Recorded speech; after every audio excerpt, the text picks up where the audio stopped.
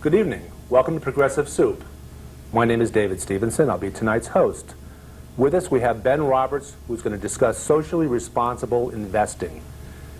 Ben, give us some background, first of all, about what socially responsible investing is. Sure.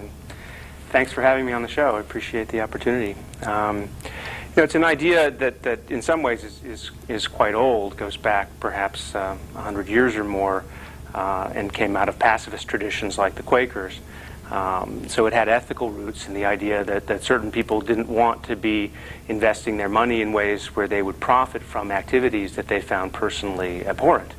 And that aspect really became formalized in the United States and took off in the 70s. With the Vietnam War, you started to have a more organized movement in that regard. And then the anti-apartheid movement also in the 80s, and the divestment movement was really the birth of what you might call the modern socially responsible investing field in the United States. What type of events or social issues might have affected investing back, as you say, 100 years ago? Would slavery have had an effect on socially responsible investing? Well, it was mostly originally a peace-related issue, but then you talk about slavery, and certainly what was going on in South Africa, was considered by many to be tantamount to that. So human rights issues have certainly came to the fore pretty early. Also, things like tobacco and gambling and alcohol and nuclear power were things that people did not want to be involved with, and so you had organizations, investment advisors, mutual funds developing that would allow people to invest without investing in those things. So originally it was about progressively minded people finding ways to invest without compromising their particular ethical concerns. Today it's got a broader definition, if you will, and it includes things that we might consider conservative, like a Catholic values fund that avoids investing in companies that might perform abortions, for example. Mm-hmm. And that all falls into the general rubric of what socially responsible investing is. But the bulk of the industry really carries on that progressively minded tradition, and so most of the people that you see saying that they do it, and most of the funds that are involved in some way are reflecting that. Environmental concerns have become big, and other things as well. There's been a shift also out of the purely ethical set of concerns. Mm-hmm. that's kind of interesting to map. So one of the initial questions people had was, well, if I do this, am I going to be compromising my investments? Because it's important to understand that this isn't, simply this is taking a conventional or a traditional perspective on investing and layering or integrating into it the social and environmental concerns. So you're not in any way setting aside the types of considerations that you might normally make in the investing process. There'll be more along the lines of charitable donations. Right, it's not charity. Where you give money that you probably never will see a monetary or financial, a tangible return on. Correct. Right, and some people looked at it and said, either this is charity, or that by definition, if you're narrowing your investment universe, you must be giving up opportunity in doing that, and your investment performance will suffer. So there was a debate that went on in the 80s and the 90s about whether or not that was the case. And the evidence came out that no, in fact, you didn't sacrifice returns by doing this. And gradually people started to realize there were some very good arguments to suggest that you might actually do better by screening for things like how well you treat your employees, or how well a company behaves when it operates in the less developed world, or whether they're big polluters or not. And the companies that have high standards in these regards are less likely to get in trouble in ways that might actually affect their financial performance, and they're also better managed. And there's a lot of evidence to support the fact that companies that meet those standards actually are more successful. Interesting. Then there's been added on to that lately, there's been sort of a third level. So first you had this notion of, well, can I at least do as well as conventional investing by investing according to progressive values? Then they said, well, yeah, you can. You don't give anything up. And they started to say maybe you can do better because these companies, as I just said, might be better managed companies. Now, with the rise of concerns about sustainability, climate change, all of these factors, you have a new movement that says this is actually a better way to invest. That in the 21st century, as we're bumping up against the limits of the Earth's carrying capacity for human economic activity, that the companies that understand that and are adapting to those realities, which really are the kinds of companies the socially responsible investing universe seeks out, that those companies are positioned to excel versus the market in general. Now, some of the companies that might fall under this purview of being more socially responsible might be internet-related companies, which of course is something that we've seen a transition in terms of media from old-style types of media, newspapers, and even into the radio age, and even into the TV age. Would internet-related things be that type of thing that you have money generated into because of a concern for the world? Yeah. The tech industry generally has gotten reasonably good marks, and there are, I would say, few, if any, major technology and internet companies that have been screened out of most social funds. By the same token, there are still issues with them of various types. And I ought to take a step back and say that we tend to focus quickly when we talk about what socially responsible investing is on this idea of choosing companies, and we want to invest in these companies and screen out these other companies. That's actually only one dimension, screening, favoring or avoiding companies. It's only one dimension of the process, and some might argue actually in terms of having an impact, the least important. The other two aspects are what's known as shareholder advocacy and community investing. And those are ways in which you have a real chance as an investor of using your money to change the world rather than just to avoid, say, profiting from things you don't want to profit from, like a war. It sounds in a way that this is a very complicated set of skills that's involved in looking at two very similar companies sometimes and determining which one on some level has more of a social conscience than the other company, where you may not, at face value, they may look very similar, but when you delve deeper, as you do, find some very important differences. It certainly can get complicated, and often it's it's a matter of, in general, it's a matter of judgment, and there's no purely good company or bad company, so.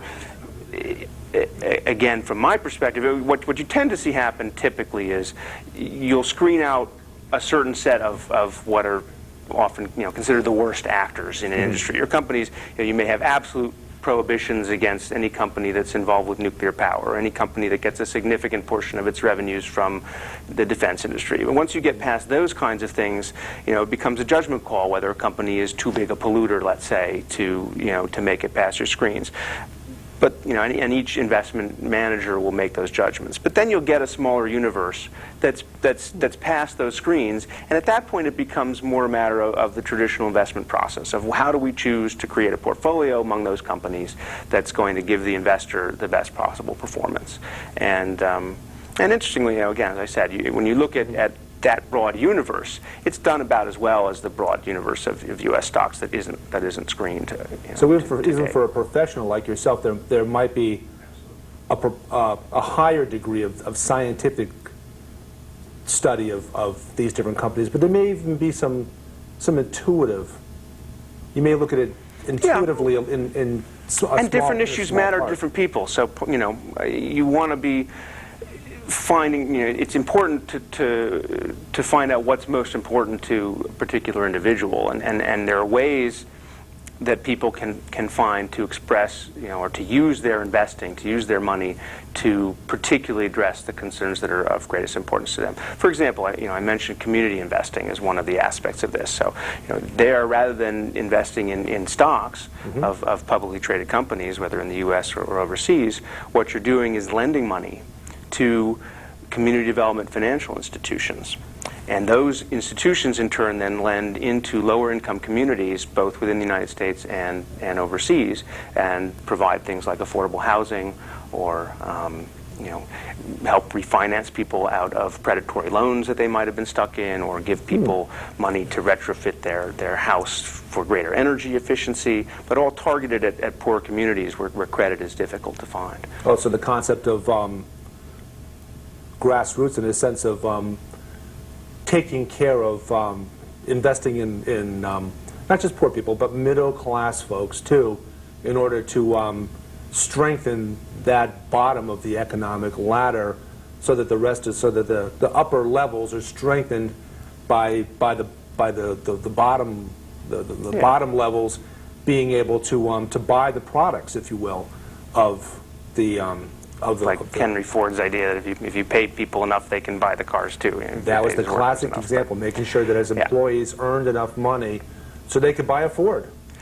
I certainly think the argument is very strong that by supporting the lower rungs of the economic spectrum, you're supporting the economy as a whole. I don't, even if you don't make that argument, just the fact that there are vast swaths of not only certainly the American, but even more the global population that don't have access to credit, or that are being sold predatory loans, or that are suffering from Katrina is an example, where the community investing community funneled a lot of money into the Gulf Coast after Katrina to help people rebuild, and that certainly was helping all classes. But it's been a very effective way to really do good things with your money at the same time that you have an investment, you're getting a return, whether it's a CD in a federally insured bank that falls into this category, or purchasing a note from a nonprofit organization where it's essentially a kind of a bond. But you get your money back, you can get a return on that money. Sometimes those returns are market rate, sometimes they're a little less, but it's a very powerful tool. I hadn't even thought about that, about bond sales or bond purchases from other socially conscious groups to keep them going, to that'll repay you, and presumably in the process of repaying you, they get stronger and do good in a nonprofit sense in a lot of Ben Bernanke actually mentioned one of the organizations that's most prominent in this just a couple of weeks ago in a speech of his. So it's getting more notoriety because there's greater need right now in this economy. Another aspect of this that's gotten a lot of attention is microfinance, which is something that I've heard about that. A couple of years ago, a gentleman by the name of Muhammad Yunus received the Nobel Peace Prize for this innovation in Bangladesh with his bank, the Grameen Bank. And the idea there is that you make very small loans to poor people that allow them, to do something like buy a cow so they can sell milk in the market. And a fairly small loan can be the difference between, utter poverty and being able to have your kids be in school, etc. And some of those loans were in $1, $2, $3, $4, $5, $10. Yeah. Which to us seems almost trivial, even less than trivial, but in poorer countries, in the poorer people, as you say, that could be. That's the beginning of something that allows them to not just survive, but improve a lot of lives in the process. Right. And getting back to your idea of, how is this just good for them and good for our conscience, or good for everybody? In a situation where we have a planetary crisis and population is part of that, if you improve people's economic situation, they'll have fewer children, and they'll be able to educate the children they have, and you can break that cycle of poverty. And really, if we don't succeed in doing that, I think we're falling off a cliff as a on a planetary scale. Particularly with the population growth that we've had on Earth in the last 20, 30, 40 years.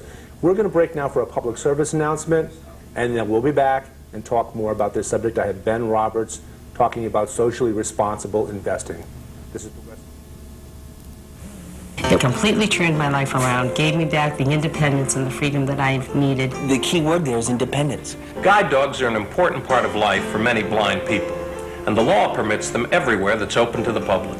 In the last 50 years, I had 6 guide dogs, all from the Guide Dog Foundation. She's my best friend, and it's because she's always there for me 110% of the time. The Guide Dog Foundation for the Blind has been providing guide dogs to blind people free of charge for more than half a century. It gives me the confidence to go try things and to go do things that I probably wouldn't ordinarily do. Now I go where I want and I do what I want. People have to understand that the dog is working, and when they want to try to pet the dog, it breaks her routine. A blind person and a guide dog are a team. working for independence. And so put the two of us together, and we're invincible. To learn more, call the Guide Dog Foundation for the Blind, 1-800-548-4337. Welcome back to Progressive Soup. I'm David Stevenson, and we have as our guest Ben Roberts, who is going to talk about socially active investing a little further before we move on. Yeah, I mentioned with socially responsible investing, we talked about screening, the idea of choosing one company or another, or excluding companies in your investments. We talked about community investing, where you're funneling money to lower and middle income communities. There's a third aspect called shareholder activism. And there what you're doing is, when you invest in a company, you're directly engaging with those companies or using managers who do that on your behalf to try to improve their behavior. And the great example of the success of this was South Africa, as I mentioned before, where pressure from investors succeeded in being a key element in the downfall of the apartheid regime. And Bishop Tutu actually thanked the American socially responsible investing community for what they did, and said, without your support, it wouldn't have happened. So in other words, investors would directly address a company and say to them, we're investing in you because we have these expectations of your behavior, along with making us money. There's certain behavioral expectations we have of you. Yeah. Well, in the case of South Africa, they said, we're going to pull our investments out of your firm if you don't pull out of South Africa. What's evolved since then is negotiations with the companies. Say, look, we're shareholders, and we care about what you're doing, and we're concerned about the child labor that you're using to make your sneakers. And the company either listens or they don't. If they don't listen, the next step is to introduce a shareholder resolution addressing the issue. And often when that happens, the company says, oh, we don't want this publicity, and they change the behavior. Sometimes it goes to a shareholder vote, and sometimes you're successful in those resolutions, sometimes you're not. And that might include one very prominent shoe company, which I believe makes shoes in Vietnam. Shoes that example was not arbitrary, although I can't really talk about specific companies in the context. That's like why this. I won't mention it But, specifically.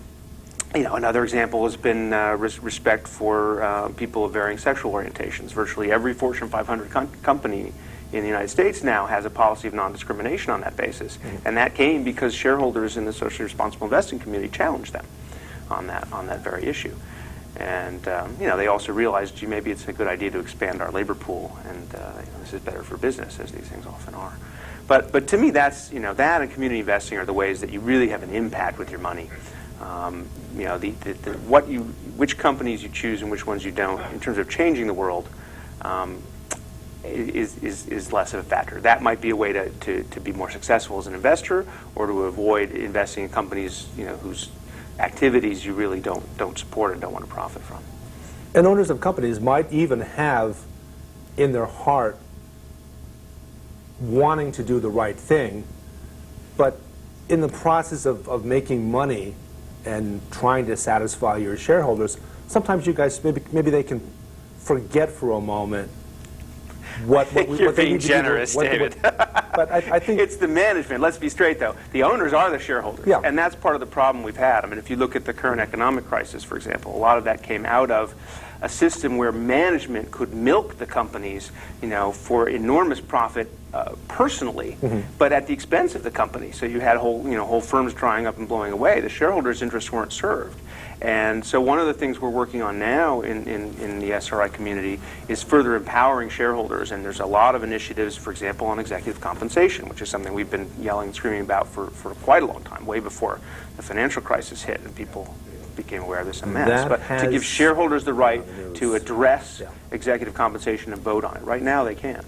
They can't even choose the board. That has been on the news lately, and I've noticed that a lot of people that even small numbers of shareholders, right. people that own very small numbers of shares, exercise that option to go to an annual meeting right. and be heard. Right. But what people don't realize is that if you put your money in with a traditional mutual fund company, the big mutual fund companies out there, mm-hmm. by and large, vote with management 100% of the time. Mm-hmm. They do not see their role as being active as shareholders. Now, the social responsible investment community has a very different view on that, as do other investment managers, some pension funds. Our state of Connecticut has been fairly active, for example, on a number of issues. But if you put your money in with traditional investment managers, the odds are they will just check off whatever box management wants them to. Now, I've heard from Denise Napier, who I believe handles investments for the state of Connecticut, and she talks about, I've never heard her say socially responsible investing, but she talks in those general terms about the investments that Connecticut makes with its money in order to sustain our pensions, et cetera. You have insight on her activities and what she does? How does she grade out? Well, she's been among the leaders in the country in on a number of issues. I think climate change in particular is the one that I'm aware of, but I believe there have been some others. Certainly has been a force for saying that, using the public pension fund money that she controls to influence the behavior of companies. And for example, with climate, one of the things that we've been successful in getting to happen is to get companies to disclose their carbon footprint and potentially their plans for what they're going to do in the future to minimize it. That seems like a good time to segue into talking not just about progressive investing, but the green perspective on the global economy and how investors can affect that. Right. Which ties into what I was saying before about the current wave in the social responsible investing world, is to say, as we move towards a transition to an economy of sustainability based on principles of sustainability, that the companies that understand that are going to be the ones you want to favor. And to me, the idea of sustainability is the issue of our time. Whether you address it in your investing or you look at it in other ways, I think it's very important to understand, and perhaps is currently overshadowed a bit by the near-term financial crisis we've had. Although I think that crisis does inform us about some of the things we need to do in this greater transition. And certainly, if we don't take care of our planet through all the mechanisms involved available to us, including investing in it, and to have some impact upon companies, then we'll have no planet, and then there'll be nothing to invest in. So it seems to be a pretty simple answer that we need to do these kinds of things now, more so than ever before. Right. And I think what we need to recognize is that the economic system that we have doesn't function according to the principles that are required to that are embodied in sustainability.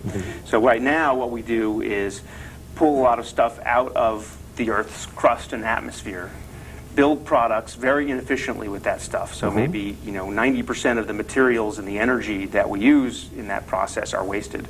And then we could produce products that are thrown away within a very short period of time, have very short useful lives, are not recyclable, and we dump the waste back into the environment. And so we're on both sides of that equation, we're completely overloading the planet. And what's needed is nothing less than the equivalent of an industrial revolution to move to a circular flow of materials and energy. So it's a recycling in a very negative sense when you use, if we're using 90%, if we're using, say, 5 or 10 times the amount of energy to make a product that we can get energy by and with. materials. Yeah, Tremendous waste. And the reason that's happening, I mentioned before, I think the current economic crisis tells us something about what we need to understand in making this great transition, and then avoiding a far greater crisis, as you point out. And what that is that the free market, the markets in and of themselves, don't account for all the factors that we need to be considering.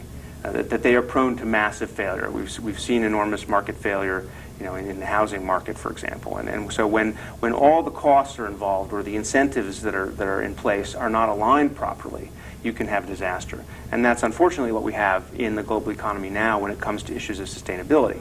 So we subsidize unsustainable fossil fuel energy. We don't make people pay a price yet in this country for emitting greenhouse gases.